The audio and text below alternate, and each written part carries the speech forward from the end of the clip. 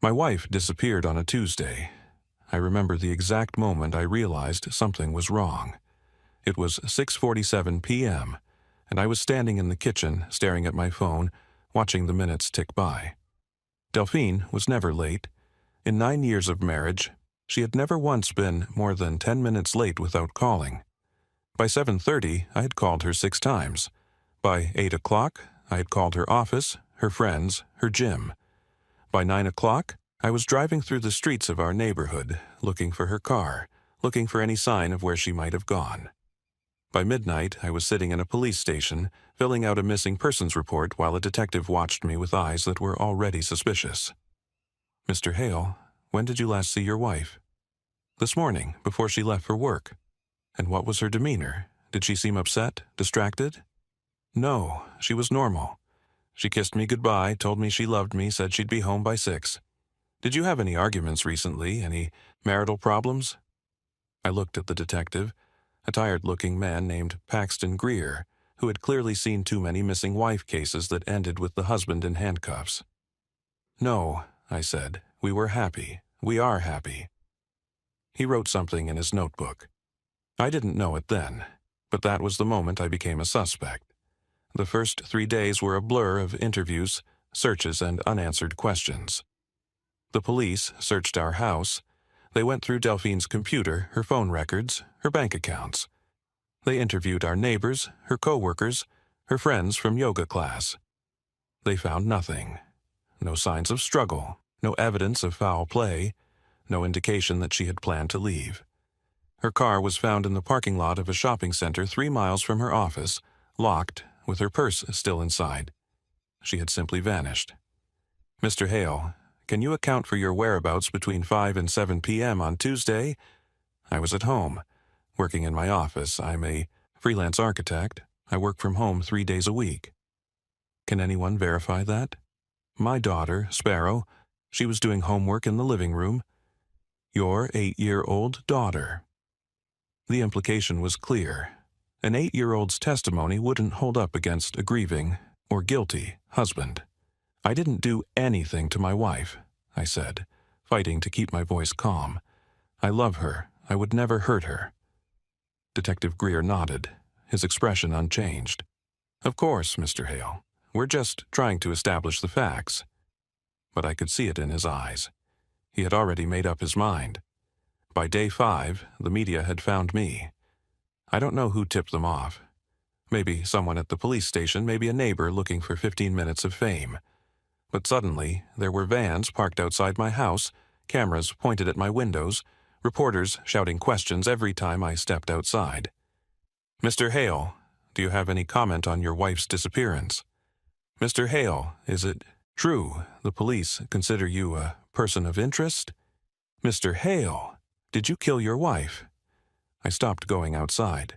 Sparrow stopped going to school. The other parents were afraid to let their children near her, afraid of association, afraid of the spotlight, afraid of whatever darkness might have touched our family. My daughter was 8 years old, and she was being treated like the child of a murderer. "Daddy, where's Mommy?" I held her on my lap, trying to find words that would make sense to a child. "I don't know, sweetheart, but the police are looking for her. They're going to find her." "Why are those people outside with cameras?" "Because they want to know where Mommy is too. Why don't they just ask us?" I didn't have an answer for that. By day 7, my friends had stopped answering my calls. I understood it in a way. They were scared. They didn't know what to believe. The news was running stories every night. My face on the screen, the word suspect hovering. Nearby, pundits speculating about what I might have done. Mark, my best friend since college, texted me on day 6.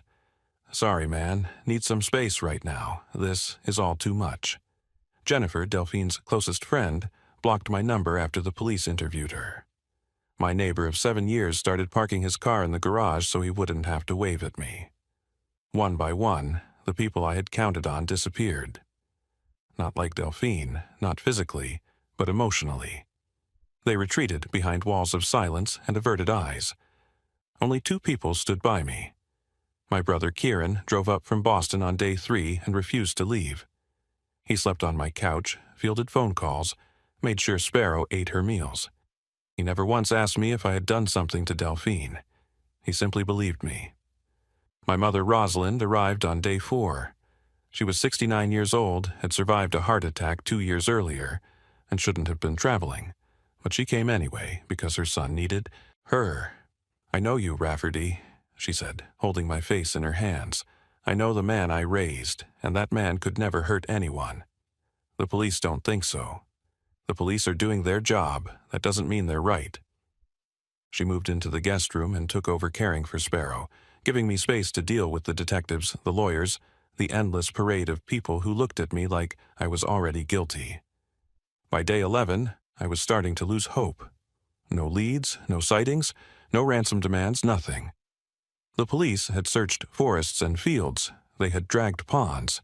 They had issued alerts to every state in the country. But Delphine had vanished as completely as if she had never existed. Detective Greer called me in for another interview, the 7th in 11 days.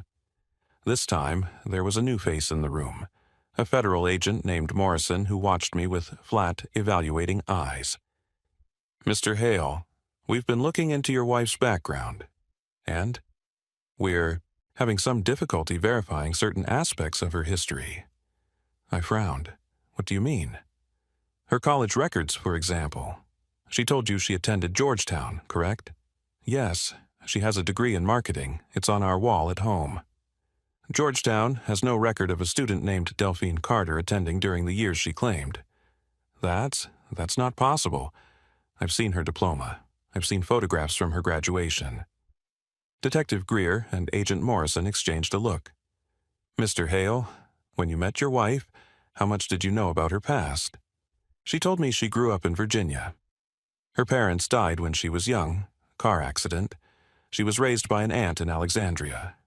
She went to Georgetown, worked in marketing, moved here for a job." "And you verified any of this?" "Why would I verify my wife's background? I trusted her. I loved her." Morrison leaned forward. "Mr. Hale, we're not suggesting you did anything wrong, but we need you to consider the possibility that your wife may not have been entirely honest with you about who she was." I stared at him. "What are you saying?" "We're saying that the woman you married may have been using a false identity, and if that's true, then her disappearance may not be what it appears to be." I left the police station that night with more questions than answers. Who was my wife? And if she wasn't who she said she was, who had I been living with for the past 9 years? Day 12. I was sitting in my living room staring at the wall when I heard a car pull into the driveway. Not a news van. I had learned to recognize the sound of those. This was something different, quieter, more deliberate. I looked out the window. An unmarked black sedan was parked behind my car. As I watched, the driver's door opened and a woman stepped out. She was in her mid-40s with sharp features and steel-gray hair pulled back in a severe bun. She wore a dark suit, not the kind detectives wore, something more expensive, more tailored, and she moved with the confidence of someone who was used to being in control. She walked to my front door, knocked 3 times, firm, decisive. I opened the door. "Mr. Rafferty Hale?" "Yes."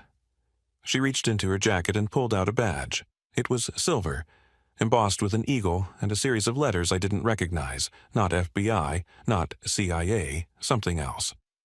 "My name is Colette Ashford. I'm with the National Security Agency, Special Operations Division." "NSA? What does the NSA want with me?" "May I come in, Mr. Hale? What I have to tell you is not something we should discuss on your doorstep." I stepped aside, let her in, closed the door behind her. She looked around the living room, at the family photographs on the walls, the toys Sparrow had left scattered on the carpet, the evidence of a life that had shattered 11 days ago. "Where is your daughter?" "At my mother's house down the street. I didn't want her here when, whatever this is happens." "Good, that's good." She turned to face me. "Mr. Hale, I need you to sit down." I sat. She remained standing. "What I'm about to tell you is classified. By law, you are not permitted to share this information with anyone. Not the police, not your family, not your friends. If you violate this restriction, you will be subject to prosecution under the Espionage Act. Do you understand? I don't understand anything. Just tell me where my wife is. Agent Ashford took a breath. Your wife is alive. The words hit me like a physical blow. For 11 days, I had been preparing myself for the worst, for the call that would tell me they had found her body, for the nightmare that would never end. And now this woman was telling me she was alive. Where is she? Is she okay? Can I see her? I can't tell you where she is, but I can tell you that she is safe and she is unharmed. Then why did she leave? Why didn't she call? Why did she let me think? Mr. Hale, Agent Ashford's voice was firm. I need you to listen to me very carefully. What I'm about to tell you will be difficult to hear, but you deserve to know the truth. She paused. The person you married, that person doesn't exist. I didn't understand. The words made no sense. Delphine was my wife, the mother of my child, the woman I'd slept beside for 9 years, shared meals with, built a life with. She was real. She existed. What are you talking about? Agent Ashford sat down across from me. The woman you knew as Delphine Carter Hale was born Mira Elena Vance. She was orphaned at age 8 when her parents were killed in an accident. That part of her story was true. But she wasn't raised by an aunt in Virginia. She was placed in a government program for exceptionally gifted children, a program designed to identify and train future intelligence operatives. Intelligence operatives? I mean, she was recruited by the NSA at age 22. She spent the next decade working undercover in various capacities, gathering intelligence on threats to national security. She was one of our most valuable assets. I felt like the floor was tilting beneath me. You're saying my wife was a spy? I'm saying your wife was an undercover operative who was assigned to create a new identity and establish a life that would serve as deep cover for long-term surveillance operations. Surveillance of what? Agent Ashford hesitated. Of you, Mr. Hale. The room went very quiet. I could hear my own heartbeat, the ticking of the clock on the wall, the distant sound of traffic on the street outside. Me? Why would the government be surveilling me? Your company, Hale Architecture, has contracts with several defense contractors. Some of those contracts involve sensitive infrastructure projects. Foreign intelligence services have shown interest in gaining access to those projects through various means. So you sent an agent to spy on me, to monitor you, to ensure that no foreign actors attempted to recruit you or compromise your work. It was a precautionary measure, not an accusation. I stood up, started pacing. So everything was a lie? Our entire marriage was a lie? No. Agent Ashford's voice softened slightly. That's what I need you to understand, Mr. Hale. Mira was assigned to monitor you, but what happened between you, the relationship, the love, your daughter, that wasn't part of the mission. How can you possibly know that? Because she told us. Multiple times, over multiple years, she requested to be removed from the assignment. She said her feelings had become compromised, that she couldn't maintain professional distance. We denied those requests. You denied she was too valuable an asset to remove. Her cover was perfect. Her access was unparalleled, and by then, she had a child with you. A child who served as additional cover and gave her even deeper integration into your life. Sparrow was part of your cover story. Sparrow was not planned, but once she was born, she became a factor in operational decisions. Agent Ashford paused. Mr. Hale, I know this is difficult to hear, but I need you to understand, Mira loved you. She loved your daughter. That was real. It was also the reason she had to leave. I stopped pacing. What do you mean? 11 days ago, an intelligence operation went wrong. A foreign operative named Nikolai Volkov obtained information that identified Mira as an American agent. Once her cover was blown, everyone connected to her became a target, including you, including your daughter. So she left to protect us? She left because we ordered her to. She had no choice. If she had stayed, Volkov's people would have come for all of you. By disappearing, she drew their attention away from you and allowed us to neutralize the threat. Neutralize? What does that mean? Volkov was captured 2 days ago. His network has been dismantled. The immediate threat to you and your daughter has been eliminated. I sat back down. My legs wouldn't hold me anymore. If the threat is gone, then she can come back. She can come home. Agent Ashford was silent for a long moment. I'm sorry, Mr. Hale. She can't. Why not? You said the threat was neutralized. Volkov was one operative. There are others. Mira's identity as an American agent is now known to multiple foreign intelligence services. If she returns to her previous life, she puts you and your daughter at risk again. She puts herself at risk. The only way to keep all of you safe is for her to remain in hiding. Permanently. Permanently? You mean I'll never see her again?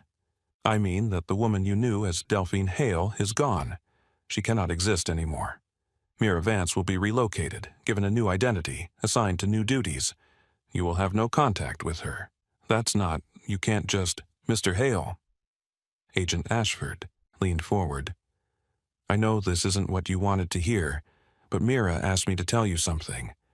She asked me to tell you that the 9 years you had together were the happiest of her life. She asked me to tell you that loving you and Sparrow was the only real thing she ever did. And she asked me to give you this. She reached into her jacket and pulled out an envelope. Plain white. No return address. My name written on the front in handwriting I would recognize anywhere. Delphine's handwriting. Mira's handwriting. She wrote this before she left. She knew she wouldn't be able to say goodbye in person. I took the envelope with trembling hands. Can I read it now? That's up to you, but I should warn you. It won't make this easier. Nothing will make this easier. She stood. I've told you what I came to tell you. The police will be informed that your wife was located and that she left voluntarily due to personal reasons. They will not be told the truth. As far as the world is concerned, Delphine Hale abandoned her family. Your name will be cleared, but your wife will be remembered as a woman who walked away.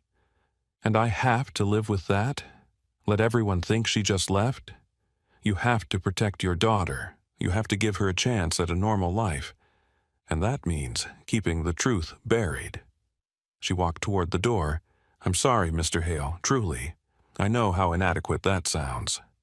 She left. I sat alone in my living room, holding an envelope that contained the last words my wife would ever say to me.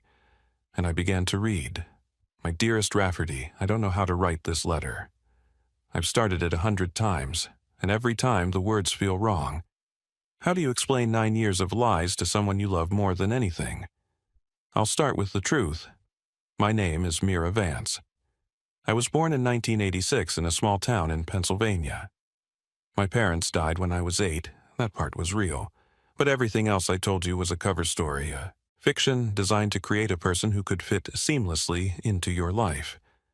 I was assigned to monitor you. Your company had contracts that interested foreign intelligence services, and the NSA wanted someone on the inside to make sure you weren't compromised. That was my mission. That was supposed to be the only thing between us. But then I met you. Do you remember our first conversation? It was at that coffee shop on 3rd Street, the one with the terrible pastries and the beautiful view of the park. You were reading a book about ancient Roman architecture, and I asked you about it, not because I cared about Roman architecture, but because it was an easy way to start a conversation. You talked for 45 minutes, about arches and aqueducts and the mathematics of domes, about how the Romans understood something fundamental about weight and balance that we've been trying to recapture ever since. You were so passionate, so completely absorbed in something you loved, and I remember thinking, this man is different. This man is real. I was supposed to be gathering intelligence.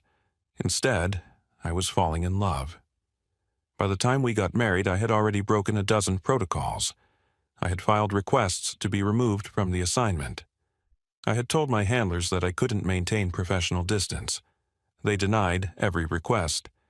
They said I was too valuable, that my cover was too good, that I had to stay.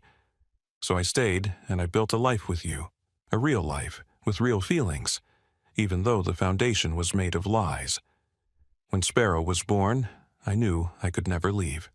Not because of the mission, by then I barely remembered the mission, but because of her. Because of you, because of the family we had created together. I know you must hate me right now. I know you feel betrayed, manipulated, used, and you have every right to feel those things. I lied to you for 9 years. I let you believe in a person who didn't exist. But Rafferty, the love, was real. Every kiss, every laugh, every quiet moment watching Sparrow sleep, that was me. The real me. The person I might have been if I'd been given a different life. I have to go now. There are people who want to hurt you and Sparrow to get to me, and the only way to keep you safe is to disappear. By the time you read this, I'll be somewhere far away, with a new name and a new face, starting over again. I won't ask you to wait for me. I won't ask you to forgive me. I'll only ask you to do one thing. Tell Sparrow about the mother who loved her. Not the spy, not the agent, not the woman who lied. Tell her about the woman who read her bedtime stories, and kissed her scraped knees and held her when she was scared of thunderstorms. That woman was real, Rafferty. She was the best part of me. I love you. I will always love you. And I'm sorry for everything. Mira. There's a box buried in the backyard, beneath the oak tree where Sparrow likes to play. Inside is everything real, about me. Photographs from my childhood, letters from my parents, the few true things I managed to save from my old life. I want Sparrow to have them someday. I want her to know where she comes from. I must have read the letter a dozen times that night. Each time the words hit differently. First anger, then grief, then something that felt almost like understanding. She had lied to me. For 9 years, she had lived a double life, hidden her true identity, pretended to be someone she wasn't. But she had also loved me. That part was real. The way she looked at me across the breakfast table. The way she held my hand during difficult conversations. The way she cried when Sparrow was born, tears streaming down her face as she whispered, "She's perfect. She's absolutely perfect." Those moments weren't performances. They were the truth bleeding through the lies. I went to the backyard that night, dug beneath the oak tree with a garden shovel, my hands shaking, my eyes blurred with tears. The box was exactly where she said it would be. Metal, waterproof, sealed with a combination lock. The combination was Sparrow's birthday, a detail she knew I would figure out. Inside were photographs. A little girl with dark hair and serious eyes standing between 2 adults who must have been her parents. Letters written in faded ink, from a mother to a daughter, full of love and advice and hopes for the future. A pressed flower, a charm bracelet, a worn copy of Anne of Green Gables with a child's name written inside the cover, Mira Elena Vance. These were the fragments of a life that had been erased, the evidence that the woman I loved had once been a real person with a real history, before the government remade her into someone else. I put the box in my closet. I would give it to Sparrow someday when she was old enough to understand, when I was ready to explain. But that night, I just sat in the darkness and grieved. For Delphine, who never existed, for Mira, who I would never know, and for the life we had built together, a beautiful lie that had finally collapsed under the weight of its own impossibility. The days after Agent Ashford's visit were strange. True to her word, the police were informed that my wife had been located and had left voluntarily. Detective Greer called me with the news, his voice carefully neutral. "Mr. Hale, it appears your wife chose to leave on her own. We're closing the missing persons case." "And that's it? No explanation?" "We're not privy to the details. Federal authorities have taken over. I'm sorry. I know this isn't the closure you were hoping for." Closure. What a strange word for a situation that would never truly close. The reporters packed up and left within hours of the announcement. Suddenly, I wasn't interesting anymore. Just another man whose wife had walked out on him. Sad, but not newsworthy. Not worth the satellite trucks and camera crews. My friends started calling again. Mark sent a text. "Sorry I ghosted you, man. Didn't know what to believe. Let me know if you need anything." Jennifer, Delphine's friend, reached out with tearful apologies. "I can't believe she would just leave like that. I'm so sorry for how I treated you." I accepted their apologies, their casseroles, their awkward attempts at comfort. I didn't tell them the truth. I couldn't. As far as the world was concerned, Delphine Hale was a woman who had abandoned her family. A cautionary tale. A mystery without resolution. Only I knew the real story, and I would carry that secret for the rest of my life. Explaining things to Sparrow was the hardest conversation I've ever had. She was 8 years old. She had spent 11 days asking where Mommy was, watching strangers with cameras camp outside our house, hearing whispered conversations that stopped whenever she entered a room. How do you explain to a child that her mother is never coming home? Not because she's dead, not because she stopped loving her, but because of reasons too complicated and dangerous to fully explain? I chose my words carefully. Sparrow, I need to tell you something about Mommy. She looked at me with those serious eyes, Mira's eyes, I realized now. Is she coming home? No, sweetheart, she's not coming home. Why? Because there are some bad people who want to hurt her, and to keep us safe, to keep you safe. She had to go somewhere far away, where they can't find her. But why can't we go with her? Because then the bad people would look for us too, and Mommy didn't want that. She wanted you to be safe, to grow up here, to have a normal life. Sparrow was quiet for a long moment. Does she still love me? I pulled her onto my lap, held her tight. She loves you more than anything in the world. That's why she left, because she loves you so much that she would do anything to keep you safe, even if it means being away from you. Will I ever see her again? I hesitated. The honest answer was probably not. The truth was too complex for an 8-year-old to understand. I don't know, sweetheart. Maybe someday, when things are safer. But for now, we have to be brave. We have to take care of each other. She nodded slowly. Daddy? Yes? I miss her. I know, baby. I miss her too. We sat together for a long time, holding each other, crying together, beginning the long process of learning to live without her. 2 years have passed since that Tuesday. I'm 44 now, still living in the same house, still running my architecture firm, still waking up some mornings expecting to see Delphine, Mira, beside me in bed. The grief doesn't go away. It changes, softens, becomes something you can carry instead of something that carries you. But it's always there, a quiet ache beneath the surface of everyday life. Sparrow is 10. She's in 4th grade, playing soccer, making friends, growing up faster than I can keep track of. She still asks about her mother sometimes, less often now, but the questions still come. Daddy, do you think Mommy is okay?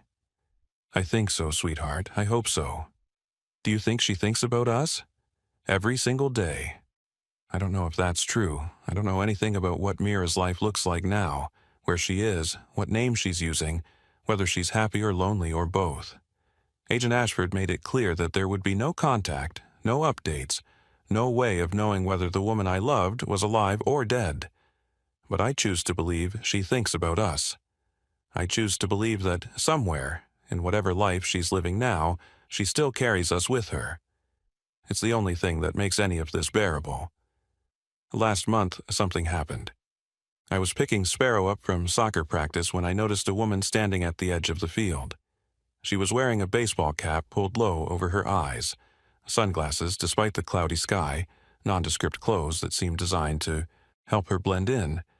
But something about the way she stood, the angle of her shoulders, the tilt of her head, was achingly familiar. I stopped walking, stared.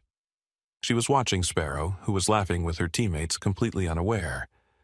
Then the woman turned slightly, and for just a moment our eyes met. My heart stopped. It was her. I don't know how I knew. Her hair was different, shorter and lighter than Delphine's had been. Her face was partially hidden, but some part of me, some deep instinct that transcended logic, recognized her immediately. She held my gaze for exactly 3 seconds. Then she smiled, a small, sad smile that said everything words couldn't. I'm okay, I'm watching, I still love you. She turned and walked away, disappearing around the corner of the school building before I could take a step. I stood frozen, my heart pounding, my eyes filling with tears. She was alive. She was there. She was watching over us from whatever shadows she now inhabited. I didn't follow her. I didn't try to find her. I understood, finally, that this was what our relationship would be now. Glimpses, moments, a love that existed in the spaces between ordinary life. When Sparrow ran over to me, muddy and happy, I scooped her up and held her tight. "What's wrong, Daddy? You're crying." "Nothing's wrong, sweetheart. I just love you very much." "I love you too, Daddy." I carried her to the car, glancing back one more time at the corner where Mira had disappeared. She was gone, but she was also, somehow, still here. And maybe that was enough. Thank you for listening to my story. I know it's not the story you expected. When a wife disappears, the husband is usually guilty or the wife is usually a victim. The neat categories of crime and punishment, villain and hero. But life isn't always that simple. My wife was a spy, an NSA operative who was assigned to monitor me and ended up falling in love with me instead. She lived a double life for 9 years, lying to me every single day, and loving me every single day. When her cover was blown, she had a choice: stay and put us in danger, or leave and keep us safe. She chose to leave. She chose to disappear. She chose to let the world believe she had abandoned her family rather than risk the truth putting us at risk. The person you married, that person doesn't exist. That's what Agent Ashford told me on day 12. And she was right. Delphine Hale was a fiction, a cover story, a carefully constructed identity designed to serve a government mission. But Mira Vance was real. Her love was real. The life we built together was real, even if the foundation was made of lies. I don't know if I'll ever see her again. I don't know if Sparrow will ever meet her mother as an adult, ever learn the full truth about who she was. The future is uncertain, filled with questions that may never have answers. But I know this: I was loved. Truly, deeply, impossibly loved by a woman who gave up everything to keep me safe. That's not nothing. That's everything. It's Saturday morning now. Sparrow is in the kitchen, making pancakes with more enthusiasm than skill. There's flour everywhere, and she's humming a song her mother used to sing. I'm sitting by the window, watching the street outside. Sometimes I imagine I see her out there. A figure in a baseball cap, watching from a distance. A car that slows down just slightly as it passes our house. A face in a crowd that seems almost familiar. Maybe it's real. Maybe it's wishful thinking. Maybe it's the ghost of a love that refuses to fully disappear. My wife vanished on a Tuesday. 11 days later, I learned that the person I married didn't exist. But the love was real. And that's the thing about love, isn't it? It survives, it adapts, it finds ways to exist even when everything else falls apart. Delphine is gone. Mira is out there, somewhere, living a life I'll never know. And I'm here, in this house, raising our daughter, carrying the weight of a secret that will stay buried forever. But I'm not alone. I have Sparrow. I have my brother, my mother. I have the memory of 9 years that meant everything to me. And somewhere, in whatever corner of the world she's hiding in, I know Mira is thinking about us. That's enough. For now, that's enough. Now, I want to ask you something. What would you do if you discovered that everything you knew about your spouse was a lie, but their love for you was real? Could you forgive someone who lied to you for years to protect you? Would you wait for them, even if you might never see them again? Drop your answer in the comments. I read every single one. If this story moved you, hit that like button. Share it with someone who needs to hear it, especially anyone who has ever loved someone they couldn't fully understand. Comment your thoughts below, and subscribe to the channel so you never miss another story. I'll see you in the next one.